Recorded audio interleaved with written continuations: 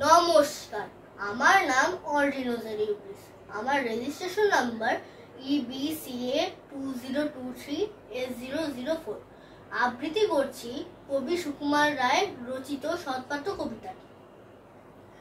শুনতে পেলুম পোস্তা গিয়ে তোমার নাকি মেয়ের বিয়ে, গঙ্গারামকে পাত্র পেলে, জানতে চাও সে কেমন ছেলে?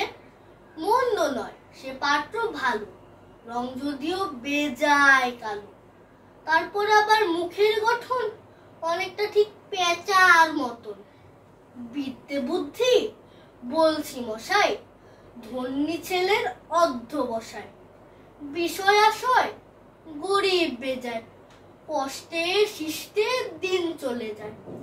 মানুষ তো নয় ভাইগুলো তার, একটা পাগল একটা গোয়াল, আরেকটি সে তৈরি ছেলে, জাল করে নোট গেছেন জেলে।